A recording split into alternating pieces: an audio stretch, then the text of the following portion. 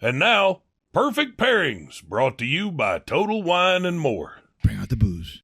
Again, single malt Scotch. That's right, buddy. I mean, there are there's two sets of three sexy words. Heavyweight championship fight, single malt Scotch. Those are the three sexiest words. I like you, buddy. I like the and way since we ain't in Madison Square Garden, we're at the Cigar Snob World Headquarters. We are drinking Benriach today, Jimmy. I'm gonna save you from this. I wanted to say it. Benriach. Benriach. He was just beating around the bush to not have to say Benriach. So yeah, Benriach. That's what we're drinking. We've got a sort of vertical tasting. I mean, they have more expressions, but we're gonna drink three. I have to stand up while I'm tasting this? You have to stand up while you taste it. What is Benriach? Is it a castle? Is it It's a distillery. It's just the name of a distillery. Yeah, I actually don't know where the name comes from. Okay. But I do know that it is a Speyside malt. I stumped him. There it is. So write it down. This is like you know how in prison you put a line. I stumped him. Put your line now on the wall. Let's see. I win. All right. Okay. All right. So anyway, the Benriach is a Speyside malt, right? So what kind of malt? Speyside. That's the region. Okay. So most of the scotches that you've had are Highland. Well, I'm kidding. So Speyside is a region just above the Highlands. You could almost call it part of the Highlands, but it's not. It's its own region. But it's a small region that accounts for more than 50% of the whiskey produced in Scotland. So all the ones that you think of, the Macallan is a Speyside, Glenlivet, Glenfiddich, Balvenie, those are all. I keep thinking he's saying Bayside, which is like a mall out here in Miami. I'm like Speyside, the River Spey. I'm like, they make this in Bayside? Yeah. Really? There's a Hooters next to the Hooters? All right. All right. So anyway, there is something interesting about this distillery. They still use peat moss, unlike most of the distilleries in Speyside that don't use peat moss. They just use gas to dry the barley. Are most of the Islays with peat? Islas are peated for the most part. Got it. So this is a Speyside where they have unpeated and they have peated. So they have both styles and they combine them. And what we're drinking right now is the Smoky 10, which is their combination. So good. Combination of peated and unpeated. Well, let's see what the nose knows. First of all, you can get in there and it just smells like a little slice of heaven there. Yeah. Right? Yeah, because it has I smell the peat. Yeah, it has all that like dried fruit. It has all those character and the honey. There's a lot of honey on the nose. But then in the background, there's like that tiny bit of smoke back there. Right. Well, the smoke is one for me. That tiny bit of smoke is dominant. It's so good. Now I am questioning what a smoky Scotch is going to be with a cigar. But so far on its own, my God, this is amazing. So we took a little sippy sip. Now we're going to do a little puffy puff. It sounded like something for kids, Jimmy. Well, I like. There's a sippy sip and a puffy puff. I like to keep. Listen, I'm a simple man with simple needs, so I like to keep things simple. It's an adult-only show. Mm-hmm. You just slammed that thing, huh? I was doing the Manolo. Take human sips. You Manolo? I did the Manolo. Take human sips. Oh, so good. So okay. So how's the pairing going? In other words, I liked it better when I puffed and then drank. So. Hang on, because I think we are talking and progressing as if we were doing a normal show where it's blind, but we happen to know what we're drinking. Sure. So this is the Benriach 10-year, the Smoky 10. The Smoky 10. Right? So next up, we're going to smoke the 12, unsmoked, and then the Smoky 12. Okay. So that's our lineup. So I just want to, because normally we're doing it blind, and we just kind of barrel right into, pardon the pun, into the tasting. Yeah. We don't talk about exactly what we're drinking. So I just want to point that out. This is the Smoky 10, what we've got. I find it light, like almost like a tad thin, crisp, light. Like I wouldn't want to put ice in it, I think. No. Absolutely not. Right? I personally wouldn't. You guys have actually taught me to start drinking stuff neat, because I never used to drink anything neat. And now I'm really enjoying it. I think that when the alcohol levels go too high, like above 50%, And, then I do want to add some A little splash in there. Yeah, because that's a bit too much. And the problem is that you get to the party too fast. That's right. You want to see 8:30. Yeah. Calvino's here already. Yep. Like, 7:45. Good night, Eric. Good night. Later. No, but I love this. I mean, you're right. I find it it is thin, but I think it also, so far, it works well. Yeah, I think that it's a 10-year. It's 10. You can't expect Right. You can't expect a 10-year-old Scotch to be this heavy viscose thing. It's not going to be, right? It's not supposed to be. But I love that little smokiness at the end. Oh, it's so good. It's really like well balanced, right? Between the like fruity honey notes and then that smokiness in the background. Really, like that's like artfully like crafted. This thing. I'm not a big peat fan, so This is like Pete the right Rose. amount of peat. Pete Rose, no. I'll bet on that. I bet you will. But just the small hint of it, I like just like a nod to the peat. It's good. So yeah, this one is ex-bourbon cask, Jamaican rum cask, and then virgin oak, and that's how they age it. So they combine the traditional unpeated, the peated, and then they combine those two and age them in these combinations of casks. Pretty interesting, right? I don't know if that's because it has a sweetness to it. I don't know if all that finishing and the rum and Caribbean cask give it any sweetness at all, but it does taste like it. It does, but with 10 years, you're typically not going to get a whole bunch of the barrel sweetness, right? You'll get some. Has some. Yeah, but the fruitiness that you're getting. So in whiskey, in Scotch, when you taste fruitiness, like pears and apples and dried fruit can be something else, but those crisp fruit notes that you guys have mentioned already, the crispness of it, that comes from the distillation. Like in the distillation, those fruity esters and those things are they come out in a whiskey. And so then they're trying to balance that by putting it in the barrel with virgin oak to just get those like just oaky notes, and then with the smoked whiskey.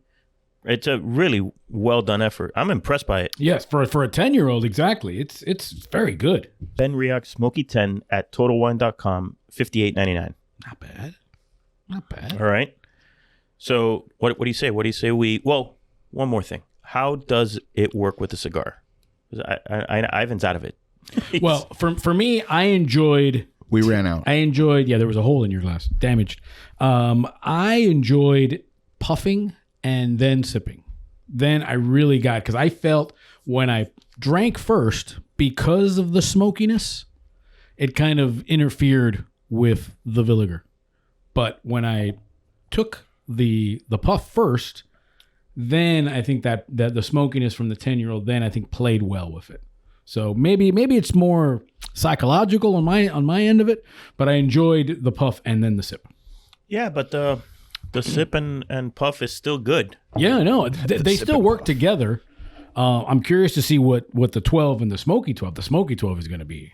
That's going to be interesting. So I think the higher age, again, we haven't done it yet, but the higher age statement or the higher alcohol might overpower the cigar, because I think the cigar is so balanced and creamy and nice, but it's also very versatile. So I'm pretty sure it'll work with both. But with the first one, with the Smoky 10, I thought it was right on the money. Yeah.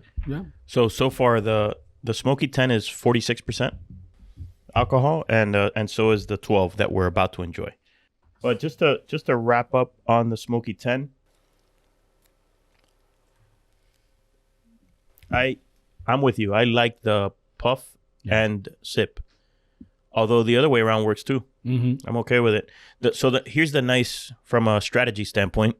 Sometimes if the spirit overpowers the cigar, what you do is you take one sip and take one puff. That first puff may be sort of muted, but then take another puff and another puff. So if you go like 2-3 puffs between sips, then you can start to find that area that you really like, right? Do you like the second puff or you like the third puff, right? All I know is that my man's telling me to smoke and drink. So either way, it's win-win. All I do is win. There it is. All right, so let's go to the 12, El Doce. 1 to the 2. Now, much darker to the eyes, and then the nose, is that caramel? Yeah. Very caramelly. Right? Yeah, almost like a bourbon. Right. That's what I was thinking. Yeah, and I love bourbon. So this one has spent 2 more years. Obviously, that has an impact. But this isn't smoky. This is just a 12. Correct. It's just a 12, but it has spent time in sherry casks, ex-bourbon cask, and port cask. So, like, pretty serious cask situation going on. I wish we knew more information about cask finishes on alcohol. I think that's coming up in the next issue, buddy. All right. Well, See that? you guys are like Man, the symbiotic here. that you're right though. The caramel on the nose It jumps, boom. right? This is my first, as you say, sniffy sniff. Sniffy sniff. Sniffy sniff, drinky drink, and puffy puff. I'm gonna make a shirt. Put that in the Calvino Campo LLC right next to the water bag. The bag. Oh, that's super interesting. Right, it is. Night and day. It is completely different. Wow. And that finish stays. That is a long finish. Oh yeah, man, that's cool. Right? I dig that.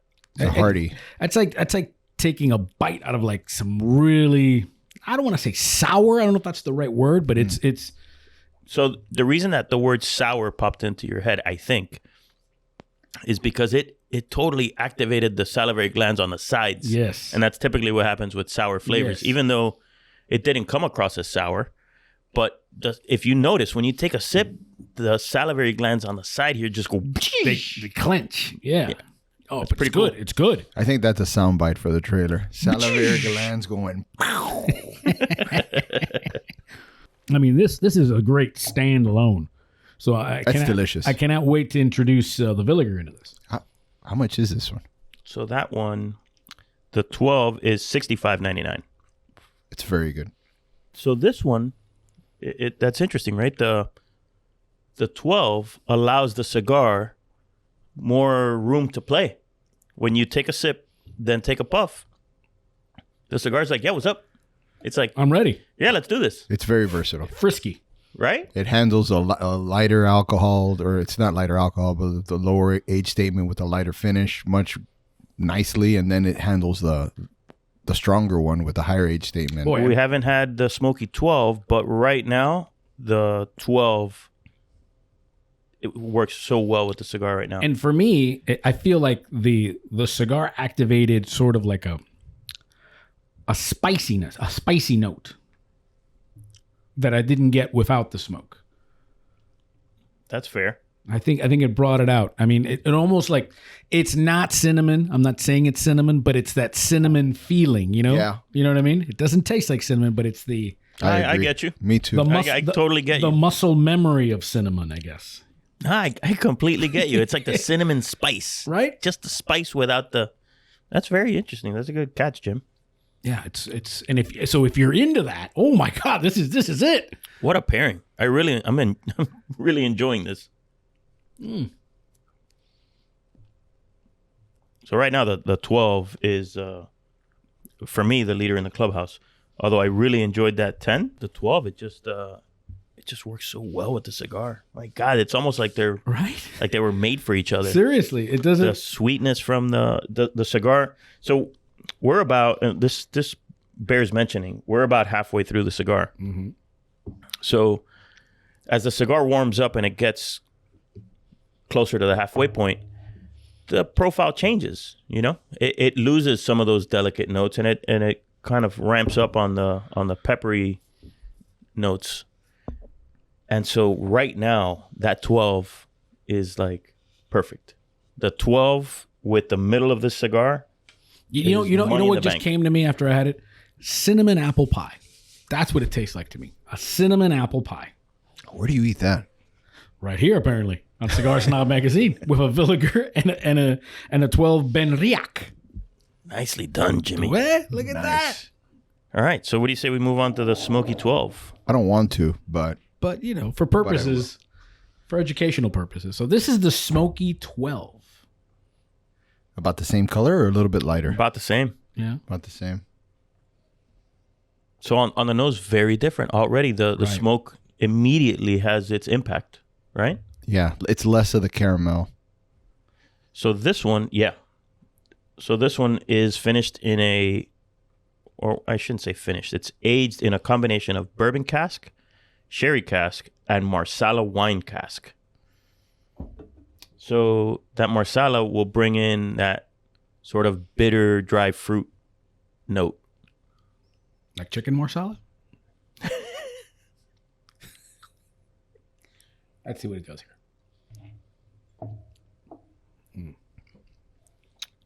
Sweet and smoky. Yeah.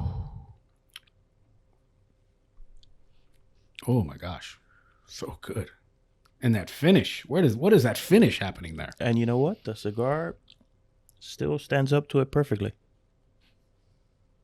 I don't get the cinnamon note. You were talking about that cinnamon spice in the cigar with this one. Correct, from that we were getting with the previous. Still very nice though. I really enjoy this one as well. This one, by the way, is also $65.99. So just to sort of recap the prices, the smoky 10, is $58.99. The 12 is $65.99, and so is the smoky 12. That's a good price, man. For a single malt? Yeah. For not just a single malt. I mean, it's got such a complexity of flavors and a combination. It's a really well-made single malt. You're enjoying it. Ivan, what are you getting from the Smoky 12? It's good. As I said, I mean, I think the cigar is very versatile to handle all of them, but the 12 is still my favorite. Mm-hmm. Yeah, there was so much happening there. Yeah. Well, I'm not a big Pete fan, but it works well. I would say that it's not that there was so much happening. It was like the right amount of things happening for the cigar. Because this one is also very nice, this Smoky 12. But with the cigar, the smoke kind of gets in the way. Yeah, I would agree with that. Because it kind of like... it sort of lands flat. It lands flat at the end. Well, for me. I mean, with the cigar, Yes. it masks some of the sweetness that you would be getting otherwise. And so it kind of throws it out of bounds a tiny bit, like a tiny, tiny bit. I think that if you were to ask me, what's the best combination here, without a question, it's the 12. Yeah, the 12, it's the right amount of love, right amount of fun. Yeah, because it's got less going on than the smoky, because the smoky has all of those elements, but then also the smoke characteristic. But it's almost like that's too much for the cigar. Just kind of confirm our findings. I just want to let everybody know. As always, Perfect Pairing is brought to you by the great folks at Total Wine & More, where you'll always find the right bottle at the right price with their lowest price guarantee. You can visit Total Wine & More at totalwine.com. All right, guys. So we had our single malt. We had our experience. Let's get back to the Villiger Miami here. Where I are we did right want to now? talk about it, because if you just like let the whiskey just stay away for just a moment and just smoke the cigar, when you say you like to say when a cigar is at cruising altitude, that's where I think it's at right now. Yeah. And I think that's the metaphor for where this cigar is at this moment. It is just firing right now. It's beautiful. Biscotti or peanuts? I'm always biscotti, but I think Biscotti always? I think I got to go with it's the not It's biscotti. not even peanuts. It's Biscoff. It's not biscotti. Biscoff and it's pretzels. It's not Yeah, even peanuts. Biscoff Yeah, or I pretzels, think and I'm always at Biscoff. Oh, always. Yeah. I gotta go Even with if I'm not down to eat it at that moment, I will just take the Biscoff and stash it. Oof. hang it in there because you never know. Put it next to your Ziploc with the water. Okay, look, let me tell you, on this trip to Spain, our You can train ash your We're cigar gonna in the we're gonna be millionaires. We're gonna be millionaires. on the trip to Spain, our train from Madrid to Leon, trains are typically never delayed. This one was delayed, and dude, we were stuck in a small town 30 miles out of Leon at 10 o'clock at night, starving in this town of like 500 people. There's like a market that was in a gas station, and I ran off they said, well, there's buses that are going to come get us to finish the rest of the trip. And I was like, I know my crew. I had a crew of 7. And I was like, I know these guys are going to start to get like really pissed off because there's no food. Right. So I ran and I found that little gas station and I picked up some stuff and brought it back. But that's one of those scenarios where that Biscoff that you stashed earlier comes in. Can I tell you the last move I did? I had honey mustard pretzels in my bag as a snack. Fancy. I asked for the pretzels and I dumped those inside the honey mustard bag. And then later on when I went in there, Then you asked your cigar in it. I didn't, but I had honey mustard, plain pretzel. That's a good move, man. It wasn't a bad move. That's a pretty solid move. Well, you know where I got this idea from? I was flying and with my wife, and where did you get that idea? She had she had a dirty martini on the plane, and they gave her a pouch that had olives in it. And I'm thinking, oh, it's olives. It's gonna be dry. And she opened it up, and the olives were moist. They were wet. Yeah, but there was no liquid in there. But the packet was moist. So I said, keep the packet. We folded it up. I had a cigar. I was stuck. I didn't know where we were. Put the cigar in the thing. Boom. Dirty cigar. Dirty cigar. And no forest fire. All right, Yami's bringing the bottles back so that you guys can get refills. What was it? Was it a ready to drink dirty martini? It was already mixed. They gave her a martini, and then the olives. But was it already mixed? The vermouth and the vodka and all it was that. in this pouch. But she opened it up, and I thought it would leak. It didn't leak. All right. So how is your smoky treat, Mr. Ivan? Cruising altitude, Biscoff, pretzels, moist olives. I said it at the beginning. I'll say it again. It has this Cuban feel to it. Yeah. Which I rarely smoke Cuban cigars, but whenever I get one and it's good, I really enjoy it because it's a very different type of smoke than what we're used to smoking, which is this like Nicaraguan pepper. Like that's the majority of the stuff that we smoke. At least at my house, in my humidor, I have a lot of like full-bodied, strong cigars, and this has just been very smooth, very complex with a lot of flavors, very creamy. I love switching up gears like this and going to this type of cigar. What I love very creamy cigars, and the creaminess has never really gone away from this thing. Yeah, you know, again, we're about halfway in, but it's still that nice, pleasantness on the palate. Clean, very clean. Well, we've gotten this far into the cigar, and there's no like resin or residual like bad like tar that you're getting on your palate. It's very clean, very nice. Yeah, so creaminess, a lot of guys have asked over the years when we say that a cigar has creamy notes, and that could be a little misleading. Guys have asked that in the past. Creaminess, more than a flavor, is a texture, right? The smoke has creaminess to it. It's not that it tastes like you're drinking heavy cream. Right. It's the fact that the smoke has this creamy texture as it rolls off your tongue, right? Very smooth. So smooth is one thing, clean is another, and creamy is another. Creamy has that like just its creaminess. It's like silky on your palate, right? And so that's what the cigar has in spades. It has that just creaminess. So even though it's delivering nuts and some vanilla notes and some pepper and all those little spices, it's doing it on this like bed of creaminess. It's really nice. If I ever have like chapped lips, I'm going to smoke this because I know my lips will be nice and all set. You'll be good to go. And moisturized after this. You'll be good to go. Take it to Vegas. See how it works? Speaking of Vegas and speaking of notes, we had somebody come up to us at the show. I think it was at the show in Vegas.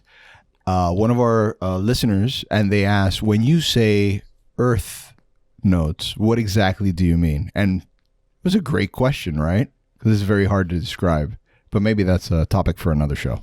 Yeah, that's a topic for another show. This cigar, by the way, is not very earthy. Right. At all. Right? It has like if you were looking at a flavor wheel, the earth would probably be close to 0 on this one. Right? It's more wood. It's more nuts.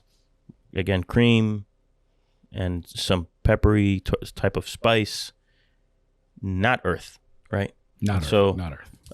We can talk about that on another show. Yeah. If you want. Sounds like a plan. Thanks for watching Cigar Snob on YouTube. Be sure to like, comment, and subscribe if you enjoy what you saw. Also head over to our YouTube channel to check out more exciting content. And also head over to cigarsnob.com where you can subscribe to our print magazine and receive it at home 6 times a year. Thanks again.